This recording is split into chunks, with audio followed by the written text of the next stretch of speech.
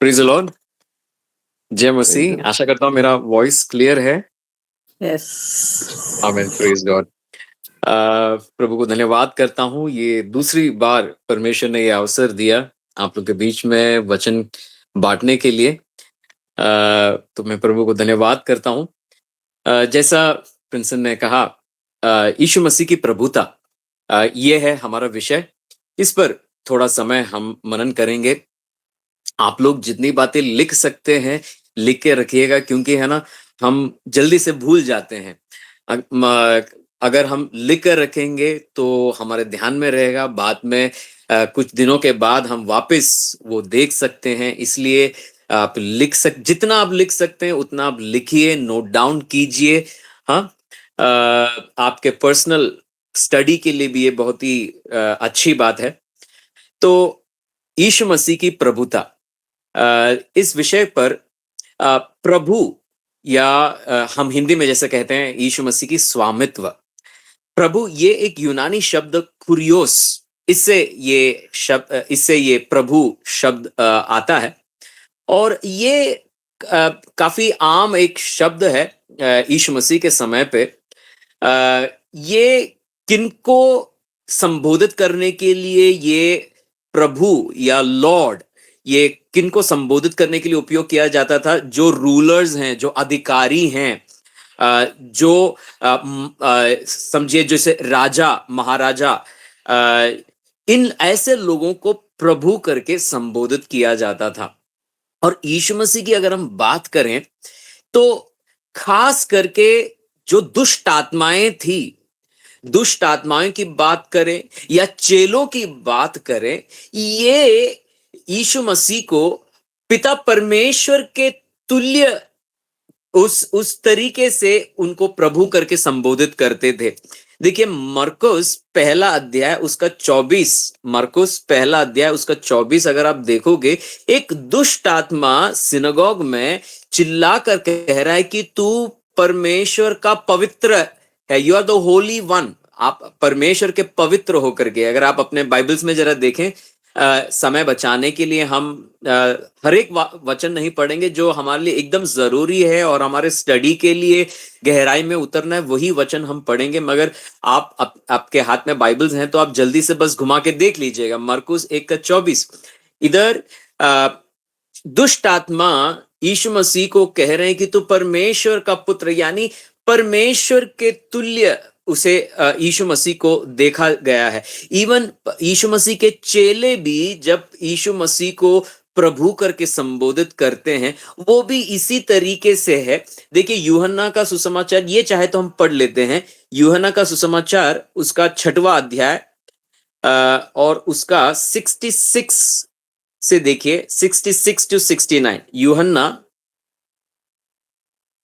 उसका 6वां अध्याय उसका 66 से अगर आप देखोगे, देखिए मैं हिंदी में पढ़ता। हाँ ओके, हाँ पढ़िए। यीशु ने अपने मन में यह जानकर कि मेरे चेले आपस में इस बात पर कुड़कुड़ाते हैं, उनसे पूछा, क्या इस बात से तुम्हें ठोकर लगती है?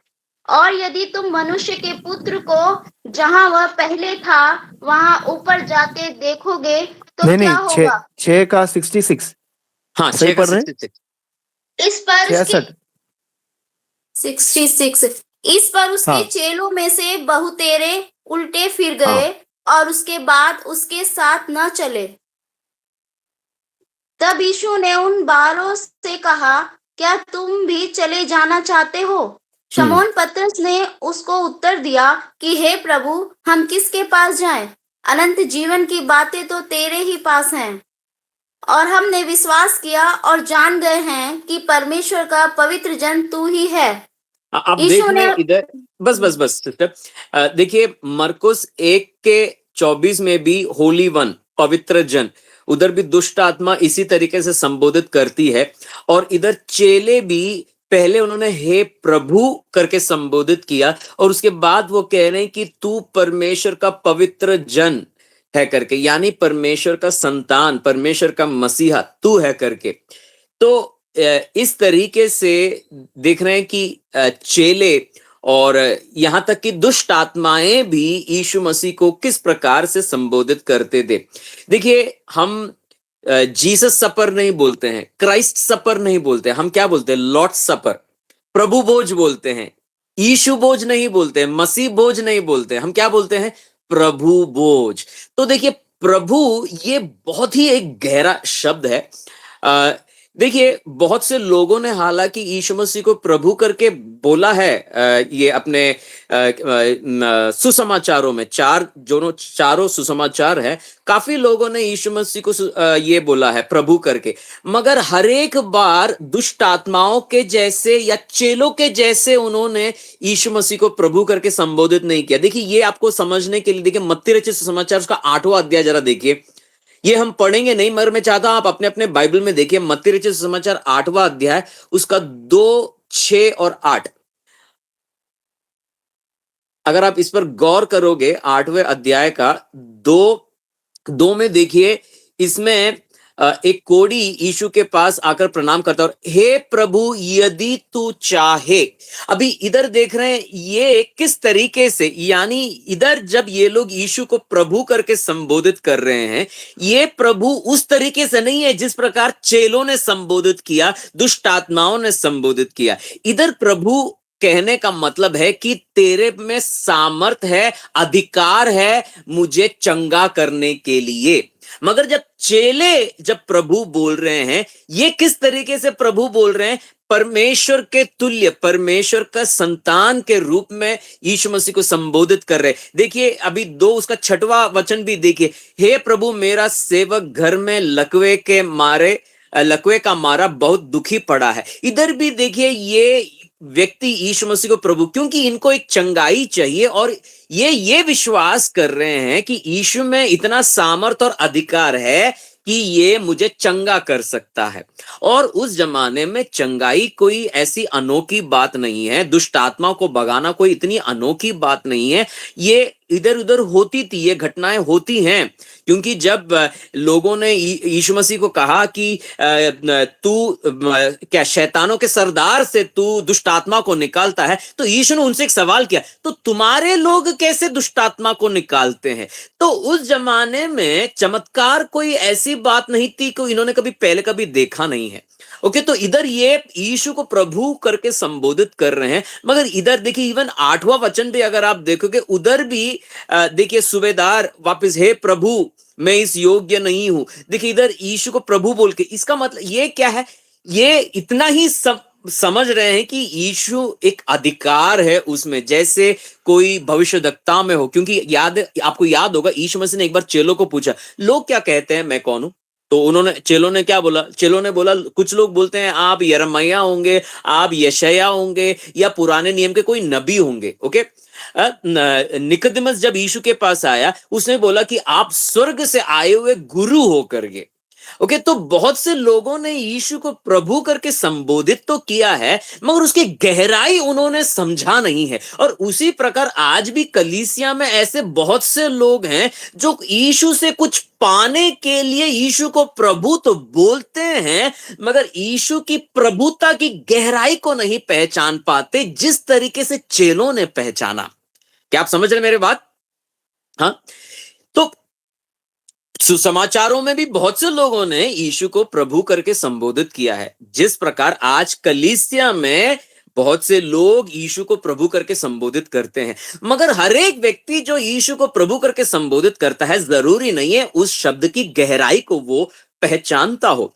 ओके, तो एक और बात अगर आप गौर करोगे, पुनरुत्थान के बाद अगर आप देखोगे, देखिए मरकुस 16 का 19 जरा देखिए, मरकुस 16 का 19 कोई पढ़ेंगे? ये मरकुस 16 का 19।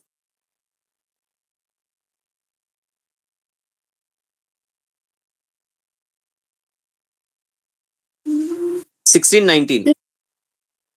निदान प्रभु यीशु उनसे बातें करने के बाद बस स्वर्ग पर उठा।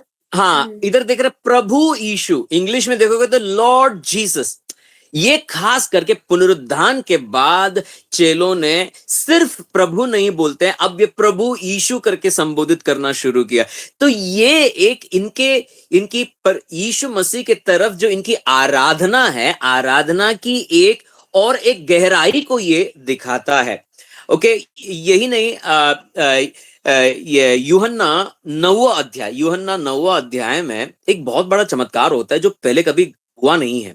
देखिए, यहूदियों के धारणाओं के अनुसार, उनके विश्वास के अनुसार, अगर आप बीमार होकर आपके आंखें धुंधली पड़ गई, आपकी रोशनी चली गई, या कोई दुर्घटना के वजह से आप अंधे हो गए, आपकी आंखों की रोशनी चली गई, तो आपको चंगा किया जा सकता है।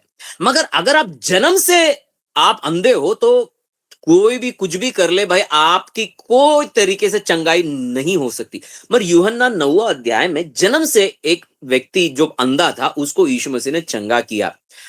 हालांकि यूहन्ना का सुसमाचार 9वां अध्याय सिर्फ एक अभूतपूर्व चमत्कार या एक असाधारण चमत्कार की चर्चा नहीं करता, ये शारीरिक और आध्यात्मिक अंधेपन की बात कर रहे हैं। तो उस 9वें अध्याय के अंत में क्या हुआ, ये जो व्यक्ति चंगा हुआ उसने यीशु की महिमा किया, तो उसे उनके सिनेगॉग से, उनकी कलीसिया से बाहर धकेल दिया। और बाहर जब उसको किया गया तो यीशु उसके पास आया और यीशु ने उसको पूछा, देखिए अगर आपके पास बाइबल्स हैं तो 9वां अध्याय उसका 35 से लेकर 38 में अगर आप देख सकते हैं, तो यीशु ने उसको पूछा, क्या तू सन ऑफ मैन पर, मनुष्य के पुत्र पर तू विश्वास करता है, यानी परमेश्वर के पुत्र पर तू विश्वास करता है? तो उसने, अंधे व्यक्ति जो चंगा हुआ, उसने पूछा कि वो कौन है कि मैं उस पर विश्वास करूं। तो यीशु मसीह बोलते हैं कि वो व्यक्ति जो तुझसे बात कर रहा है वही है। और तुरंत उस व्यक्ति ने आराधना से, दूसरे लोगों ने प्रभु करके कुछ पाने के लिए, हाँ यीशु में बड़ा सामर्थ्य है, अधिकार नहीं, उस तरीके से नहीं, एक आराधना के तौर पर यीशु को प्रभु करके संबोधित किया और उसकी आराधना भी किया। आप अगर गौर करोगे 9वें अध्याय मैं बताता हूं, उसमें से शायद एक वचन हम पढ़ लेते हैं, यूहन्ना 9 का देखिए 38 जरा पढ़िए, यूहन्ना 9 का 38 जरा देखिए। उसने कहा, हाँ, हे प्रभु मैं विश्वास करता हूँ, और उसे दंडवत किया। देखा, उसे दंडवत किया, हे प्रभु। तो देख रहे हैं कैसे अलग अलग लोगों ने प्रभु करके यीशु मसीह को संबोधित किया, मगर बहुत कम लोग थे जो यीशु की स्वामित्व या प्रभुता की गहराई, गंभीरता को पहचान कर यीशु को संबोधित किया। ऐसे अनेक लोगों ने यीशु को प्रभु करके बोला, मगर उन्होंने प्रभु यीशु मसीह की प्रभुता की गहराई, गंभीरता को नहीं पहचाना। तो आज हम यही प्रार्थना पूर्वक आगे बढ़ेंगे कि हम आज इसकी गहराई और गंभीरता को हम अच्छे से हम पहचान पाए। तो देखिए, आप में से सब लोगों ने उद्धार पाया है, सब लोगों ने उद्धार पाया है। अच्छा चलिए मैं आपसे एक सवाल करता हूं, हमें उद्धार कैसे मिलता है?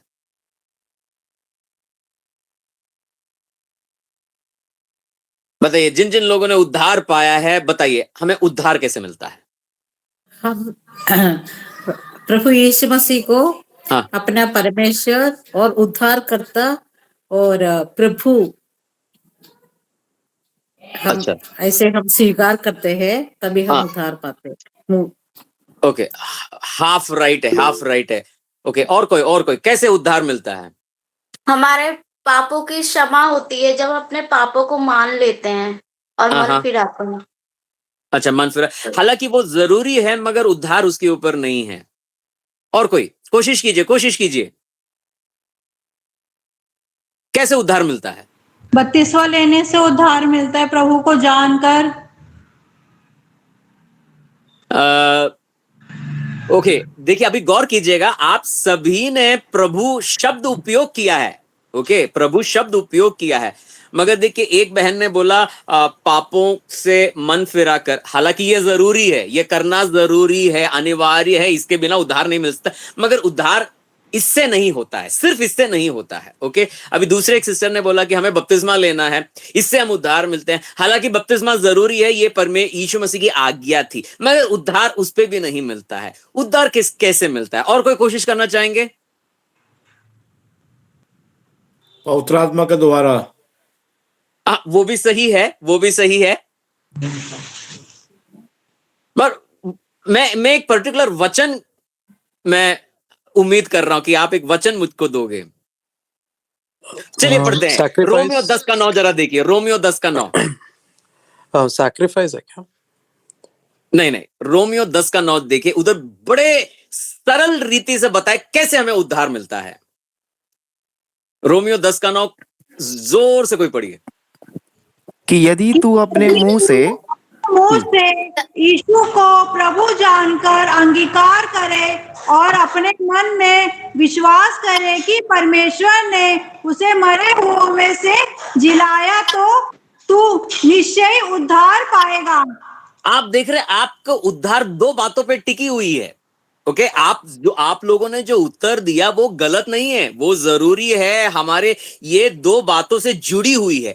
मगर परमेश्वर का वचन बड़ा साफ कहता है कब उद्धार मिलता है। देखिए, इसलिए मैंने बताया कि किस प्रकार बहुत से लोगों ने यीशु को प्रभु करके संबोधित तो किया, मगर बहुत कम लोग थे जो यीशु की प्रभुता को समझते थे। ओके, देखिए ये वचन अगर आपने गौर किया, इधर क्या लिखा है, अगर कोई व्यक्ति आप क्या है यीशु को प्रभु जानकर अंगीकार करे, आप देख रहे हैं उसका मतलब क्या हुआ, यानी मेरे लिए और कोई नहीं, मुझे खुद यीशु प्रभु जानकर अंगीकार करना है। यानी यीशु की प्रभुता मेरे जीवन में मुझे अंगीकार करना है। यीशु की प्रभुता मेरे आंखों में, यीशु की प्रभुता मेरे विचारधारा में, यीशु की प्रभुता मेरे जुबान पे, यीशु की प्रभुता मेरे कानों में, यीशु की प्रभुता मेरे आदतों में, यीशु की प्रभुता मेरे जज्बात, मेरे भावनाओं में, यीशु की प्रभुता मेरे चाल चलन में, यीशु की प्रभुता मेरे समय के ऊपर, यीशु की प्रभुता मेरे धन के ऊपर, यीशु की प्रभुता मेरे अतीत, मेरा वर्तमान, मेरे भविष्य, मेरे पारिवारिक जीवन, मेरे रिश्तों पर, मेरे दोस्ती पर, हर एक विषय पर यीशु की प्रभुता को मुझे अंगीकार करना है, मुझे स्वीकार करना है। तो यीशु की प्रभुता को स्वीकार करने का मतलब, देखिए ये सबसे पहली बात है। देखिए मैंने ना, देखिए ये सवाल, क्योंकि मैं अलग अलग 2 बाइबल कॉलेज के लिए मुझे लेक्चर देना पड़ता है, तो मैं जिधर भी जाता हूं, प्रिंसन ने कहा मुक्ति मिशन, तो मुक्ति मिशन में भी मैं लेक्चर देने के लिए जब भी जाता हूं, तो एक बार मैंने उधर भी सवाल किया, अलग अलग जगहों पे मैंने सवाल किया। देखिए, तो अलग अलग लोग ऐसे ही तरीके के उत्तर देते हैं, मगर बहुत कम बार मुझे ये उत्तर मिलता है कि यीशु को प्रभु मानकर अंगीकार करना, इस पे हमारी उद्धार शुरू होती है। अगर आप ये विश्वास करोगे यीशु मेरे पापों के लिए मरे, नहीं हुआ, आपका उद्धार अधूरा रह गया। ओके, आपके लिए सबसे, अगर आप ये विश्वास करोगे कि हाँ यीशु क्या है, परमेश्वर का पुत्र है, ये सच्चाई है, ये सब हकीकत है। आप समझ रहे मेरी बात को, यीशु आपके पापों के लिए मरे, इसमें आप विश्वास करो या ना करो, एक हकीकत, आप समझ रहे हैं। यीशु परमेश्वर का इकलौता पुत्र, यीशु परमेश्वर है, ये सब हकीकत है, आप विश्वास करें या ना करें। देखिए अगर मैं उदाहरण के लिए, देखिए ये एक किताब है, देखिए ये किताब है, आप मानो या ना, आप मानो नहीं ये फुटबॉल है, ये फुटबॉल हो जाएगा? ये नहीं होगा। आप समझे मेरी बात को, ये किताब है, आप मानो या ना मानो, आप अंगीकार करो या ना अंगीकार करो, ये एक किताब है। उसी प्रकार आप अंगीकार करो या ना करो, यीशु मसीह परमेश्वर के पुत्र है, आपके पापों के लिए मरे, ये सब हकीकत है। मगर आपको मालूम है यीशु परमेश्वर, ये सारी बातें सच है, हकीकत है, आपके अंगीकार से या ना अंगीकार से कुछ नहीं बदलता है। मगर जब आप यीशु को प्रभु मानकर अंगीकार करते हो ना, तो आपके और यीशु के रिश्ते में एक बड़ा फर्क आ जाता है। पहले यीशु परमेश्वर का पुत्र, मसीहा जो पाप के लिए मरे, सब कुछ जो हकीकत है। मगर जब आपने अंगीकार किया, आप क्या अंगीकार करो, यीशु आज से तू मेरा प्रभु है, मेरा जीवन का प्रभु, और किसी का हो या ना हो, भाई यीशु तू मेरे जीवन का प्रभु, मेरे आंखों का जज्बात, मेरे जीवन के कोने कोने कोने, हर एक स्तर, हर एक अंग का, कण कण का तू प्रभु है आज से। इधर एक फर्क आ रहा है, आप समझ रहे हैं मेरी बात को, इसकी गहराई समझ रहे हैं, इधर एक फर्क आ रहा है, समझ रहे हैं। अगर आप ये अंगीकार नहीं करोगे तो यीशु मसीहा है, यीशु परमेश्वर का पुत्र है, पापों के लिए मरा, सब कुछ है, मगर प्रभु नहीं, आपका व्यक्तिगत प्रभु नहीं है। क्योंकि आपके और यीशु के बीच में एक व्यक्तिगत रिश्ता है, एक पर्सनल रिलेशनशिप बोलते हैं ना, ये और कोई धर्म में एक व्यक्तिगत रिश्ते की बात नहीं होती। ये सिर्फ मसीही इसमें परमेश्वर के वचन में व्यक्तिगत रिश्ते की बात होती है। मगर ये व्यक्तिगत रिश्ता कब होता है? जब आप ये विश्वास करते हो यीशु मेरा प्रभु है। आप ये नहीं अंगीकार कर रहे यीशु मेरे पड़ोसी का प्रभु है, यीशु पूरे संसार का प्रभु है। नहीं नहीं, यीशु हर एक चंदू मंदू का प्रभु नहीं है। वो व्यक्ति जो अंगीकार करता, अपने जुबान से अंगीकार करता, उसका प्रभु यीशु बनता है। उसके लिए यीशु चरवाहा बनता है। बहुत से मसीह बोलते यीशु मेरा चरवाहा है, मगर वो यीशु के भेड़ बनना नहीं चाहते हैं। अगर आप यीशु के भेड़ बन गए, चरवाहा दाएं मुड़े तो आपको दाएं मुड़ना पड़ेगा। आपके अंग अंग कण कण बोल रहे नहीं भाई बाएं जाना है हमें, नहीं, मगर चरवाहा तो दाएं गया तो आपको दाएं जाना पड़ेगा। तो यीशु चरवाहा है बोलना बड़ा आसान है, मगर यीशु का भेड़ बनने होगे तो ही यीशु आपका चरवाहा बनेगा ना। आप समझ मेरी बात को? तो आप जब यीशु को प्रभु मानकर अंगीकार, ये सबसे पहली बात है। फिर दूसरी हमने देखा कि हाँ मरे हुए से जिलाया गया, ये सब है। मगर पहली बात क्या है कि यीशु आप अपने जुबान से ये जानकर अंगीकार करना है यीशु मेरा प्रभु है। ओके, यानी आपकी उद्धार ही प्रभुता पे है। देखिए, इसी बात पर यीशु ने एक आलोचना किया यहूदियों की। क्या थी ये क्रिटिसिज्म, ये आलोचना? देखिए, ये कोई जोर से पढ़िए, लूका 6वां अध्याय उसका 46 to 49। लूका रचित सुसमाचार 6वां अध्याय 46 to 49। मैं पढ़ता हूं समय बचाने के लिए। देखिए, ध्यान से सुनिए, आप लोग अपने अपने बाइबल में देखिएगा। लूका रचित सुसमाचार 6वां अध्याय 46 to 49। जब तुम मेरा कहना नहीं मानते तो क्यों मुझे हे प्रभु कहते हो? और एक जगह पे यीशु ने ये हे प्रभु ऐसा कहा था। किधर है, किसी को याद है? और एक जगह पर पहाड़ी उपदेश में बोला था, हर एक व्यक्ति जो हे प्रभु बोलता है परमेश्वर के राज में प्रवेश नहीं करेगा, मगर वही जो पिता के इच्छा पर चलता है। यानी प्रभुता का मतलब ये एक समर्पण है। जब प्रभु यीशु मेरा प्रभु, यानी एक अंगीकार जब आप कर रहे हो, ये एक समर्पण के साथ अंगीकार है कि मैं जैसा पिता बोले वैसा मैं करूंगा, जैसे यीशु बोले वैसा मैं करूंगा। मैं यीशु का भेड़ हूं, वो मेरा चरवाहा है। आप समझ मेरी बात को?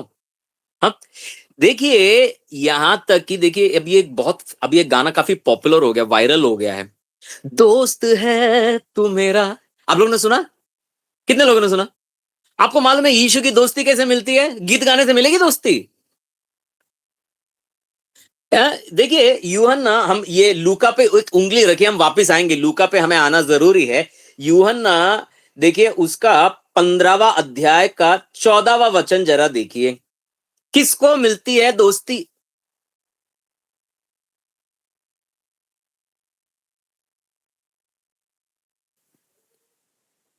जो आज्ञा मैं तुम्हें देता हूं, यदि हाँ, उसे मानो तो तुम हाँ, मेरे मित्र हो। हाँ, आप देख रहे हैं, तो तुम मेरे मित्र हो। यानी यीशु की दोस्ती भी यीशु ने किसके लिए रिजर्व करके रखा है? जो यीशु की प्रभुता को अंगीकार करते हैं। दोस्त है तू मेरा गाने से यीशु दोस्त नहीं बनता है। आप समझ रहे मेरी बात को? अगर हम यीशु की प्रभुता को अंगीकार करें तब मुझे यीशु की दोस्ती भी मिलेगी। नहीं तो यीशु कभी भी, आप कितना भी प्रभु प्रभु बोल रहे हैं, इस दुनिया में आप क्या है, राखी बांधने से किसी को आप बहन बना सकते हैं। बहुत से लोगों को लगता है इसी तरीके से चर्च में जाके 2 गीत गा लिया, बपतिस्मा ले लिया, प्रभु बोझ ले लिया तो यीशु मेरा दोस्त हो गया, यीशु मेरा प्रभु हो गया। नहीं नहीं नहीं नहीं ना, यीशु के वचनों पर चलना जरूरी है। बपतिस्मा आप किस लिए ले रहे हैं? बपतिस्मा आपका समर्पण है कि मैं यीशु के साथ दफनाया जा रहा हूं, मैं मर रही हूं, यीशु के साथ जी उठ रही हूं और यीशु के साथ जीऊंगा मैं।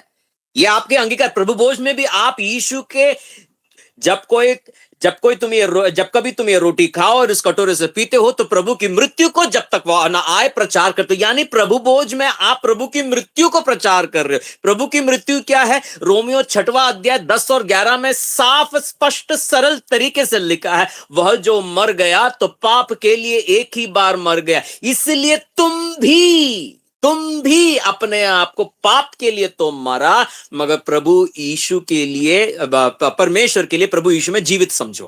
कुछ इसी तरीके से रोमियो 6वां अध्याय 10 और 11। तो देख रहे हैं प्रभुता यानी आपका उद्धार। आपको अगर देखो आपने बपतिस्मा ले लिया मगर आपने, यीशु आपके आंखों का प्रभु नहीं है। बहुत से मसीही लोग है ना, यीशु उनके जुबान का प्रभु नहीं है, उनके भावना जज्बात जब भी आता गुस्सा आता कुछ भी बोल देते, कुछ भी कर बैठते, तो यीशु प्रभु कैसे हुआ? है ना, यही कान से दोस्त है तू मेरा ये भी सुनते हैं, पिक्चर के गाने भी सुनते हैं, है ना, ये आंखों से प्रभु को भी देखना चाहते हैं और सारे अश्लील चीजें भी देखते हैं। तो कैसे यीशु हमारा प्रभु हुआ? तो यीशु को प्रभु मानकर अंगीकार करने का मतलब है कि प्रभु की मानना। देखिए हमने वही लूका में पढ़ा, लूका वापस आते, लूका 6वां अध्याय 46 से 49। जब तुम मेरा कहना नहीं मानते तो क्यों मुझे है प्रभु कहते? आप देख रहे हैं, यानी प्रभु बोलने का मतलब है कि आपको यीशु की सुननी पड़ेगी। हाँ, हालांकि आप बहुत बार गिरोगे, फिसलोगे, हम में से कोई भी क्या है परिपूर्ण नहीं है, एकदम परफेक्ट नहीं है।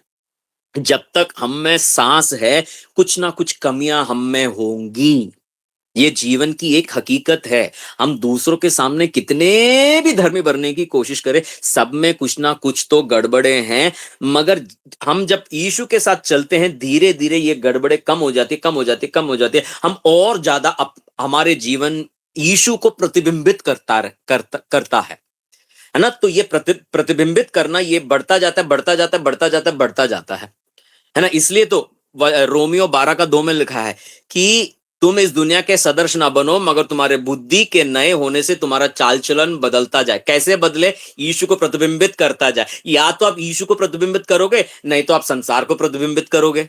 जितना आप यीशु के साथ चलोगे, जितना यीशु के प्रभुता में आप बढ़ोगे, उतना आप यीशु को प्रतिबिंबित करोगे। जितना कम आप यीशु के साथ चलोगे, उतनी आपके चाल चलन, आपकी आदतें, आपकी विचारधारा, आपकी नजरिया, आपकी बोली ये संसार को प्रतिबिंबित करेगी। अब समझे, जैसा यीशु की प्रभुता मुझ में बढ़ेगी, है ना, यीशु की प्रभुता धीरे धीरे बढ़ती जानी चाहिए। देखिए मैं मुंबई का लड़का हूं, मुझे अभी भी याद है मेरे कॉलेज के जमाने में, है ना, ये मुंबईया भाषा में बहुत से गंदी गालियां हैं, है ना, ये सब मेरे मुंह से भी निकलती थी। तो एक बार मैं लोकल ट्रेन में बैठकर कॉलेज जा रहा था। देखिए मुंबई लड़कों की, मुंबई के कल्चर ऐसी कि जब तक दो गालियां ना दे ना, वो सब जो सब आपने भी सुनी होंगी, जब तक वो दो गालियां दे के बात ना करें ना, तो ऐसा लगता है ना कि भाई लैंग्वेज में कुछ गड़बड़ हो गया। तो मेरी भी कुछ ऐसी थी। तो एक बार मैं वचन पढ़ रहा था, तो वचन में याकूब में लिखा है कि अगर किसी को अपने जुबान पे लगाम नहीं तो उसकी धार्मिकता व्यर्थ है। मैं ऐसे वचन पढ़ा था, ऐसा लगा कि पवित्र आत्मा ने जोर का चाटा मार दिया। मैं उधर ही ट्रेन में मैंने आंखें बंद करके मैंने प्रार्थना किया, यीशु तू मेरे जुबान का प्रभु है, यीशु तू मेरे जुबान को चंगा कर। 3 दिन के बाद मैंने ऐसे मैंने जो प्रार्थना की मुझे याद है, मैंने देखा अरे यीशु ने वाकई में मेरे जुबान को चंगा किया। और तब से यीशु ने मेरे दिमाग के अंदर जो शब्दकोश है, डिक्शनरी है, उसमें से इतने सारे गालियां गलौज गंदी ये सब कैंसिल कर दिया यीशु ने, क्योंकि अब यीशु मेरे जुबान का प्रभु बन गया। तो अब देख रहे हैं, ये यीशु को प्रभु मानकर एक बार हम अंगीकार करते हैं और यीशु के साथ चलना शुरू करते हैं। ये सफर हम हार ना माने। आप कितने बार भी गिरे, पवित्र आत्मा आपको आपके जीवन की कमियां दिखाएंगे। ऐसे एक एक करके आप जैसे कमियां दिखाएंगे, आप अपने समर्पण में बढ़ते जाओ। यीशु की प्रभुता आपके जीवन में बढ़ती जाएगी, क्योंकि आपने उसको अंगीकार किया है। और पवित्र आत्मा बताएगी, देख मेरे भाई, मेरे बहन, तेरे जीवन में इधर यीशु की प्रभुता की कमी है। पवित्र आत्मा आपको बताएगी उधर आपको क्या है, प्रभुता में बढ़ना है। तो प्रभुता की मतलब है यीशु की सुनना। यीशु चुप बैठने बोले तो चुप बैठना पड़ेगा, यीशु बोलने बोले तो बोलना पड़ेगा। कुछ लोगों को प्रार्थना करने बोले जुबान खुलती नहीं है उनकी। है। कुछ लोगों को कब शांत रहना है भाई, कब जुबान में लगाम देना नहीं मालूम। क्यों? क्योंकि यीशु अभी तक प्रभु नहीं है। तो हमें यीशु की प्रभुता में बढ़ना है, यानी यीशु का कहना मानना है। देखिए, इसी के बाद यीशु ने लूका में, अगर आप ध्यान दोगे 47 से नीचे पढ़ोगे, ये बोलने के बाद, भाई तुम मेरा कहना नहीं मानते तो फिर ये प्रभु प्रभु ये क्या ड्रामेबाजी करके रखा है।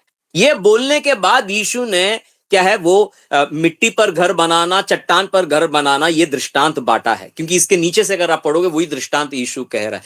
तो अगर हम प्रभुता में बढ़ेंगे तो हम उस बुद्धिमान के समान है जिसने अपना घर चट्टान पर बनाया। आंधी आएगी, तूफान आएगी, बाढ़ आएगी, मगर जब तक ये घर का प्रभु यीशु है, ये घर, इसलिए तो वचन भजन संहिता में कहता है, यदि यहोवा ना घर बनाए तो बनाने वाले व्यर्थ परिश्रम करते। अगर यहोवा ना रखवाली करे तो रात को जागने वाले व्यर्थ जागते हैं। तो ये सब किधर से शुरू होता है? प्रभुता, प्रभुता। हमें देखिए, पास्टर को नहीं बोलना पास्टर उपवास करके प्रार्थना करे कि ये तकलीफ हमसे दूर हो जाए, नहीं नहीं, हमें पास्टर से ये बोलना, पास्टर आप मेरे लिए ये प्रार्थना कीजिए कि मैं यीशु की प्रभुता में मैं बढ़ जाऊं। क्योंकि जैसे आप यीशु के, पास्टर बेचारा क्या कर सकता है? हमारे चर्च के लीडर्स क्या कर सकते हैं? उनके हाथ में कोई जादू तो है नहीं बेचारे, वो तो हमारे लिए आंसू बहाएंगे, मगर अगर मैं खुद प्रभुता में नहीं बढ़ूंगा उनके आंसू व्यर्थ जाएंगी। आप समझे मेरी बात को? अगर हम प्रभुता में बढ़ेंगे तो कितनी भी आंधी आने दो, तूफान आने दो, हम खड़े चट्टान पे। यहोवा ने घर बनाया, यहोवा घर की रखवाली कर रहा है, कोई कुछ नहीं कर सकता। तूफान आएगी, हम थोड़े हिलेंगे डुलेंगे, मगर हमारी जड़ मजबूत है यीशु में। ओके, तो यीशु की प्रभुता में हमें बढ़ना, इसलिए परमेश्वर का वचन कहता है सबसे पहले उसके राज्य और धार्मिकता की खोज करो, तो ये सारी बातें, हमें दूसरे बातों के पीछे भागने की जरूरत नहीं है। हमारा फोकस, हमारा मकसद ये होनी चाहिए, मुझे यीशु के प्रभुता में बढ़ना है। तो देखिए, ये होगी पहली बात। ओके, अब उद्धार, ओबीडियंस और कैसे इसमें बहुत सारे आशीषें छुपी। अभी देखिए, पवित्र आत्मा के ऊपर आते हैं। देखिए, पवित्र आत्मा की विषय में भी हमें समझना है। देखिए, देखिए एक वचन पढ़ते हैं, मत्ती रचित सुसमाचार उसका 3:11 जरा देखिए। मत्ती रचित सुसमाचार 3:11।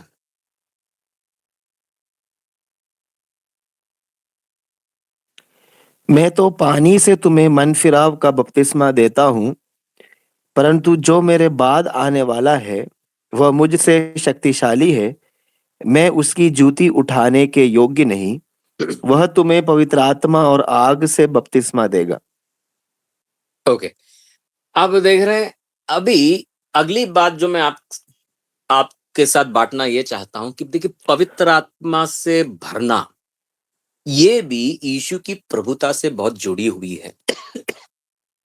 अगर आप इधर यूहन्ना बपतिस्मा देने वाले कह रहे हैं कि मेरे पीछे जो आने वाले, यानी यीशु मसीह है वो जो हमें पवित्र आत्मा में बपतिस्मा देंगे। ओके, पवित्र आत्मा और आग से। आग क्या? शुद्धिकरण को दिखाता है। पवित्र आत्मा और आग से, यानी जब आप पवित्र आत्मा में परिपूर्ण हो जाते हो, आपके में शुद्धिकरण आता है। देखिए, बपतिस्मा ये एक यूनानी शब्द से आता है, बैप्टिज्मो। इसका मतलब है पूरी तरीके से पानी में डूब जाना। अभी देखिए, आप जिधर हैं अपने हाथों को देखिए, कितने अच्छे से आप हिला सकते हैं, आप कूद सकते हो, चल सकते हो, भाग सकते हो। अभी आप में से कितने लोग तैरते हो? तैरना कितने लोग आता है? अच्छा, आप लोग को आता है। आप एक बार पानी में पूरी रीति से डूब गए, जमीन पे आप जिस तरीके से कूदते हो, हाथ पैर चलाते हो, उतनी आसानी से बिना रुकावट के आप पानी में कर सकते हैं? कर सकते हैं? आप जमीन पे समझो चलो 30 किलोमीटर के स्पीड रफ्तार पे आप भाग सकते हो। पानी के अंदर जब आप डूबे हो, आप 30 के रफ्तार पे भाग सकते हैं? ना ना ना ना, नहीं कर सकते हैं। उसके लिए आपको शक्तिमान बनना पड़ेगा। हम आम इंसान नहीं कर सकते। आप समझ रहे? देखिए, मैं आपको कुछ समझाने की कोशिश कर रहा हूं। जब आप पानी से पूरे तरीके से घिरे हुए हो ना, जमीन पे पानी से आप घिरे हुए नहीं हो, तो आप आसानी से कूद सकते हो, भाग सकते हो। पर जब एक पानी में डूबे हुए रहते हो ना, तो जमीन के उस रफ्तार में आप हिलडुल नहीं सकते, भाग नहीं सकते, कूद नहीं सकते। पानी का एक प्रभाव, दबाव रहता है। आप समझे मेरी बात को? क्योंकि आप पानी में डूबे हुए हो। तो उसी प्रकार जब आप पवित्र आत्मा में डूब जाते हो, है ना, ये बारिश में हल्के से गीले होने की बात नहीं कर रहे हैं। बहुत से लोगों को क्या होता है ना, इधर उधर से पानी आती है, कभी इधर से थोड़ा सा हल्की सी बौछार आ गई तो समझो थोड़ा हल्की सी बारिश में गीले हो गए, अन्य भाषा दो बात कर ली तो उन्हें लगता है कि वो पवित्र आत्मा में परिपूर्ण हो गए। ओके, नहीं, पवित्र आत्मा की बपतिस्मा का मतलब है यानी आपको ऊपर नीचे चारों तरफ पवित्र आत्मा का एक प्रभाव आपके जीवन पर आना। आप समझ रहे हैं इस बात को? पवित्र आत्मा का प्रभाव। आप अब जमीन पे नहीं हो, पवित्र आत्मा के बाहर जमीन पे आप कैसे कूद सकते हो, भाग सकते हो, उस तरीके से। मगर एक बार पवित्र आत्मा में डूब गए, बपतिस्मा के मतलब है पूरी तरीके से डूबना। तो पवित्र आत्मा में पूरी तरीके से डूब गए ना, यानी पवित्र आत्मा का एक बड़ा प्रभाव। अभी ये कौन करता है? ये यीशु करता है। ये यीशु करता है। यीशु कब करेगा? अभी ये भी एक बड़ी बात है, यीशु कब करे? देखिए, पवित्र आत्मा की दो तरह के प्रभाव होते हैं। एक है बाहरी प्रभाव, बाहरी प्रभाव, और दूसरी है एक अंदरूनी प्रभाव, अंदरूनी प्रभाव। ये दो प्रभाव को आपको समझना है। बाहरी प्रभाव ये है वरदान। मुझे आपको एक तोहफा देना, मुझे आपके अंदर घुसने की जरूरत नहीं है। मैं आपको, चलो प्रिंसन का जन्मदिन है, मैं एक शर्ट उनको खरीद कर पैक करके मैं गिफ्ट करूंगा। आप देख रहे हैं, मैं गिफ्ट कर रहा हूं। मगर पवित्र आत्मा का फल, ये जो यूनानी प्रयोग है ना, ये कोक का फल, आप समझ रहे, उस तरीके का है। ये इसके लिए ये बाहरी नहीं है, ये अंदरूनी बात है, ये अंदर से उत्पन्न होता है। आप समझ रहे? तो पवित्र आत्मा की दो तरह की क्रिया होती है हमारे जीवन पे। एक है बाहरी क्रिया और दूसरी एक अंदरूनी क्रिया। ओके, तो जो वरदान है ये बाहरी क्रिया है, और जो अंदरूनी क्रिया है ये पवित्र आत्मा के फल, लव, जॉय, पीस, पेशेंस, ये क्या है? हमें अंदर से हमारे स्वभाव की परिवर्तन को दिखाता है। वरदान में हमारे स्वभाव में, चाल चलन में परिवर्तन नहीं आ रहा है। ये बाहरी एक तोहफा मिल रहा है, मुझे एक वरदान मिल रहा है। मगर पवित्र आत्मा का फल होने के लिए पवित्र आत्मा मेरे अंदर क्रियात्मक होना जरूरी है। आप समझ रहे? तब ही मैं, क्या है, मेरे स्वभाव में एक परिवर्तन आएगा। अभी देखिए, इस बात को मैं आपको समझाता हूं। मेरे साथ घुमाइए यूहन्ना रचित सुसमाचार 7वां अध्याय, उसका 37 to 39। हमारा समय बहुत जल्दी से भाग रहा है, जल्दी से मैं पढ़ता हूं, आप अपने अपने बाइबल में देखिए। यूहन्ना 7वां अध्याय 37 to 39। यूहन्ना 7वां अध्याय 37 to 39। फिर पर्व के अंतिम दिन, जो मुख्य दिन है, यीशु खड़ा हुआ और पुकार कर कहा, यदि कोई प्यासा हो तो मेरे पास आए और पिए। जो मुझ पर विश्वास करेगा, जैसा पवित्र शास्त्र में आया है, उसके हृदय में से जीवन के जल की नदियां बह निकलेंगी। जीवन के जल यानी जीवन देने वाला जल। आप समझे मेरी बात को? इस जल में ऐसा सामर्थ्य है कि जिधर जिधर ये जाएगा उधर ये जीवन उत्पन्न करेगा। तो जीवन का जल की नदियां बह निकलेंगी। अब 39 देखिए, उसने यह वचन उस आत्मा के विषय में कहा जिसे उस पर विश्वास करने वाले पाने पर थे। यानी ये भविष्यवाणी की तौर पर है, अभी तक हुआ नहीं है।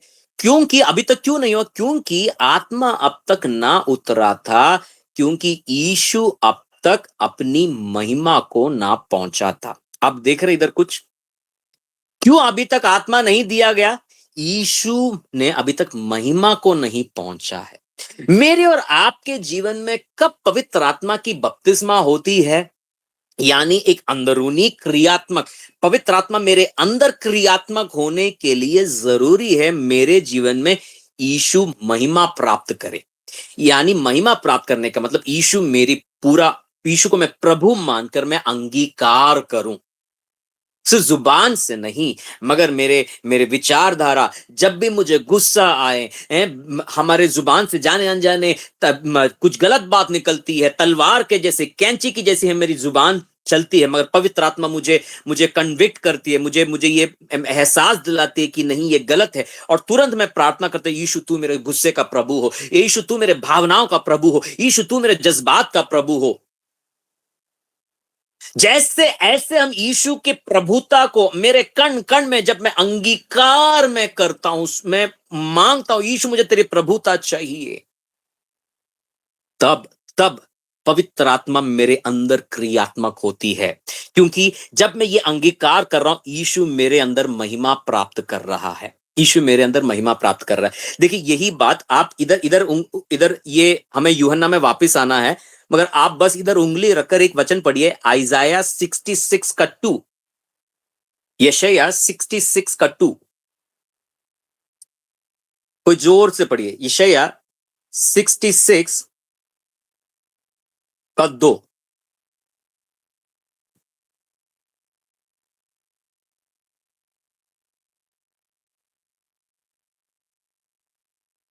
यहोवा ये की यह वाणी है, ये हम्म। सब वस्तुएं मेरे ही हाथ की बनाई हुई है, सो ये सब मेरी ही हैं, परंतु मैं उसी की ओर दृष्टि करूंगा जो दीन और खेदित मन का हो और मेरा वचन सुनकर थरथराता हो।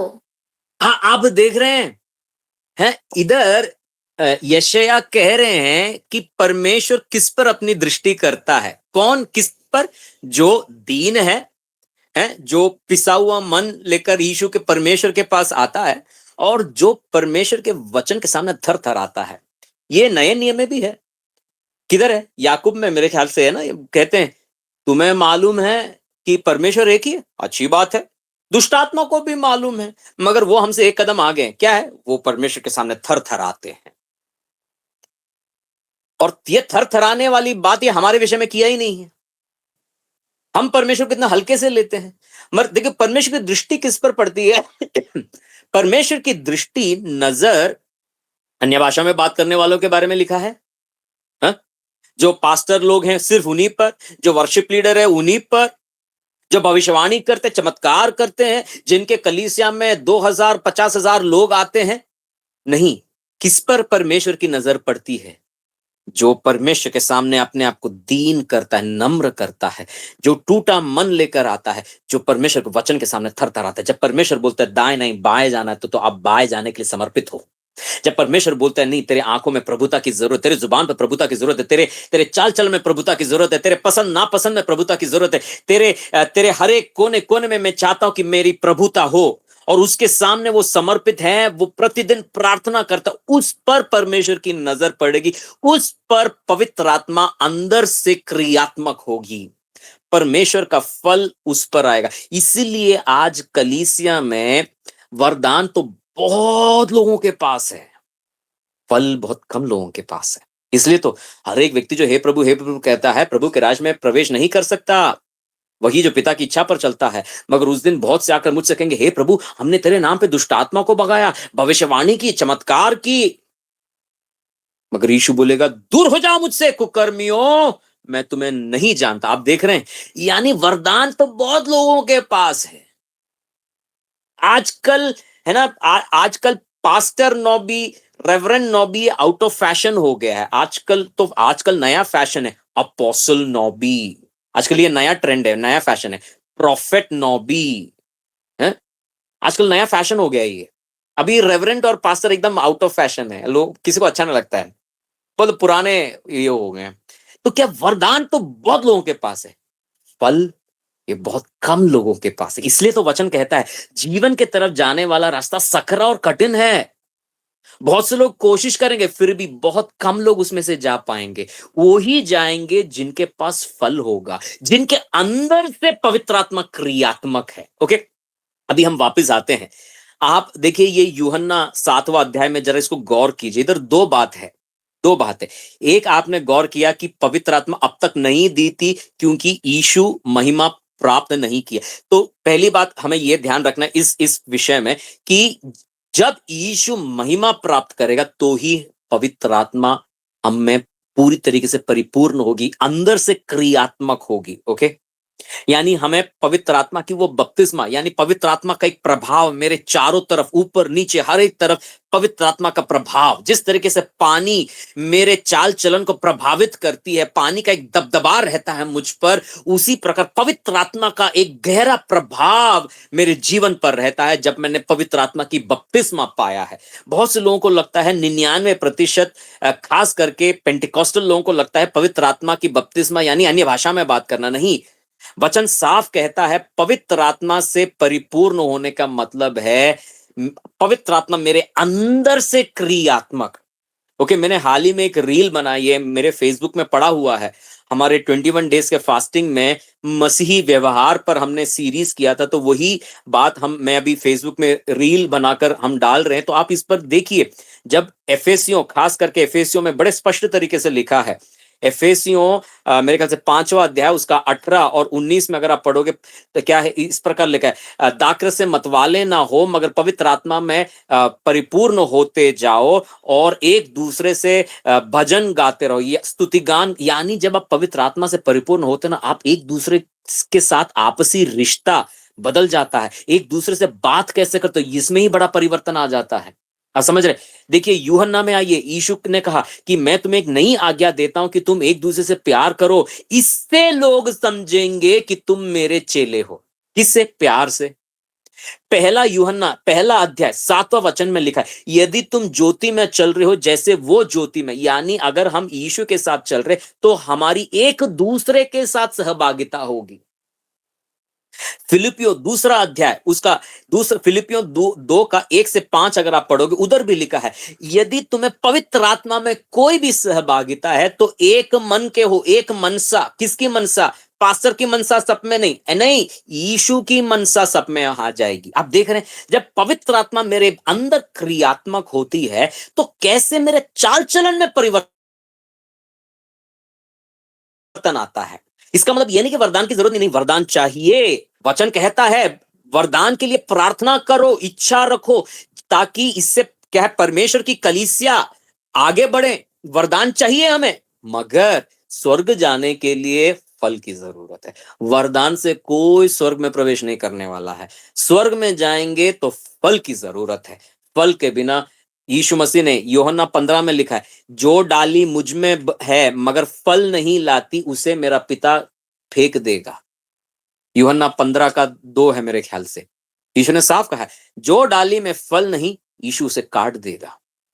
ना तो तुम गर्म हो ना ठंडा, तुम गुनगुना हो यानी निरुपयोगी हो, मैं तुम्हें मुंह से उगल दूंगा। वचन में लिखा है, फल के बिना कोई भी स्वर्ग के राज्य में प्रवेश नहीं कर सकता। वरदान जरूरी है मगर वरदान हमें स्वर्ग में नहीं लेके जाएगा, फल की जरूरत है। आगे वापस आते हैं हम, तो हमारा विषय, तो आप देखिए, एक तो यीशु को महिमा प्राप्त करना है, फिर दूसरी बात है आप देख रहे उसके दिल से जीवन का जल। हमारे पास 2 ही मिनट बचा है, जल्दी से देखिए एजेकियल 47 एजेकियल भविष्यद्वक्ता उनके 40वां अध्याय से 40 से है ना, वो परमेश्वर ने एक दर्शन दे रहे हैं एक नया मंदिर के बारे में। 40 से लेकर अंतिम अध्याय तक इस मंदिर की चर्चा की गई है। उसके 47 में अगर आप देखोगे, शुरू से अगर आप देखोगे, हाँ, तो उधर साफ लिखा है कि परमेश्वर के मंदिर से पानी बह रहा है। आप देखें उसके 3 लेवल। एजेकियल 47 उसका तीसरा वचन से जरा कोई पढ़ेंगे जल्दी से। जहाँ पुरुष हाथ में मापने की डोरी लिए हुए पूर्व और निकला, तब उसने भवन से लेकर 1000 हाथ तक एक सोते को मापा और मुझे जल में से चलाया और जल टखनों तक था। उसने हाँ। फिर 1000 बस हमारा समय चला गया, मैं जल्दी से इसको संक्षेप में बताता हूं। इधर परमेश्वर के मंदिर से जीवन का जल यानी जीवन देने वाला जल बह रहा है, पहले टखनों तक, फिर आप आगे जाओगे 4वां वचन पढ़ोगे, ये घुटनों तक। ओके, ये बहुत से लोग है ना, ये टखनों तक संतुष्ट हो जाते हैं, आराम से बैठ जाते हैं। नहीं, हमें अगले लेवल में जाना है, घुटनों तक, यानी ये एक प्रार्थना जीवन में बढ़ना दिखाता है। उसके बाद अगर आप ये चौथे वचन में और थोड़ा नीचे जाओगे, कमर तक आती है। ये फ्रूटफुलनेस, फलदायी होना दिखाता है कमर तक। मगर देखिए, अभी तक आप दूसरों को जीवन देने के लिए शुरू नहीं हुए हैं अभी तक। ओके, फिर अगर आप देखोगे उसका चौथा जो लेवल है, 5वां वचन में, ये एक बड़ी नदी बन गई है। इसमें अब आपको तैरना पड़ रहा है। आप देख रहे हैं इधर अब बपतिस्मा का अनुभव आ रहा है। आप देख रहे हैं 5वां वचन, अपने अपने बाइबल में गौर कीजिए। 5वां वचन, एजेकियल 47 का 5। ये एक अब बड़ी नदी हो गई है। ये इतना कोई जोर से पढ़ सकता है 5वां वचन, एजेकियल 47 का 5? तब फिर उसने 1000 हाथ मापे और ऐसी नदी हो गई जिसके पार मैं ना जा सका, क्योंकि जल बढ़कर तैरने के योग्य था, अर्थात ऐसी नदी थी जिसके पार कोई ना जा सकता था। आप देख रहे हैं। मैं चाहता हूं कि आप ये हमने नया नियम में जो वचन पढ़ा यूहन्ना 7वां अध्याय, उसके साथ आप इसको रिलेट करें जरा, इसको समझिए। इधर देख रहे हैं आप, जब टखनों तक है, आप नियंत्रण आपके हाथ में है। ओके, आप जैसे आप आराम से चल सकते हैं। घुटनों तक है, आप नियंत्रण आपके हाथ में है। कमर तक अभी भी नियंत्रण आपके हाथ में है। मगर जब नदी बन गई ना, अब आपकी नियंत्रण खो गई। आप जैसे चाहे अब नहीं कर सकते, अब आपको तैरना पड़ रहा है। ये बपतिस्मा का अनुभव। अब पानी का गहरा प्रभाव आपके चारों तरफ है। आप घुटनों में नियंत्रण आपके पास था है, मगर कमर तक अभी भी नियंत्रण आप में। नदी का अनुभव, ये पवित्र आत्मा में परिपूर्ण, यानी पवित्र आत्मा का गहरा प्रभाव मेरे जीवन के कोने कोने में, ये प्रभुता को दिखाता है। अब आप नीचे पढ़ोगे, 9वां वचन को गौर करें। 9वां वचन, बस मैं समाप्त कर रहा हूं। 9वां वचन देखिए। 9वें वचन में लिखा है, ये पानी जिधर जिधर जाता है उधर अब जीवन होगा। आप देख रहे हैं 9वां वचन, गौर कर रहे हैं? जिधर जिधर ये पानी जाएगा उधर जीवन लाएगा। तो देखिए, ये किससे रिलेटेड है? यीशु की महिमा प्राप्त, यीशु की प्रभुता से। देखिए, यीशु की प्रभुता एक बहुत ही गहरा और एक गंभीर बात है। हमारा उद्धार इस पर टिका हुआ है, सारी आशीषें इस पर टिकी हुई है। यदि यहोवा घर ना बनाए तो बनाने वाले, यानी यीशु की प्रभुता हमने अंगीकार किया है, हमारे जीवन के हर एक भाग में इसका गहरा प्रभाव होगा। फिर हमने देखा आखिर में पवित्र आत्मा की एक गहरा प्रभाव, कैसे पवित्र आत्मा का एक अंदरूनी क्रिया, जब पवित्र आत्मा मेरे अंदर क्रियात्मक है, तब ये मेरे स्वभाव, मेरे चाल चलन, हर एक बात को पूरी तरीके से परिवर्तित कर देगा। परिवर्तन ये पवित्र आत्मा मेरे अंदर क्रियात्मक होने पर परिवर्तन आता है। वरदान से किसी का जीवन परिवर्तित नहीं होता है, मगर पवित्र आत्मा अंदर क्रियात्मक होती है तो वरदान ही नहीं मगर फल भी आने लगते हैं। तब मेरे द्वारा दूसरे लोग जीवन पाएंगे। इसलिए यीशु ने बोला कि तुम जगत के ज्योति और नमक, यानी हम दूसरों के जीवन को प्रभावित करेंगे। और इन सब बातों के लिए प्रभुता हमारे जीवन में बहुत जरूरी है। देखिए, प्रभुता के विषय में और भी काफी बातें हैं जो हम सीख सकते हैं, मगर आज हमारे पास जितना समय था उसमें ये बातें रखी, इस पर आप गौर करें। परमेश्वर आप सभी को आशीष करे, आप सभी प्रभुता में बढ़ते जाएं। कोई भी कभी भी टखनों में, कमर में, घुटनों तक आप संतुष्ट ना रहे। हमें हमेशा प्रार्थना करना है कि हमें तैरना है, पवित्र आत्मा में तैरना है, पूरी तरीके से हम डूब जाए। जय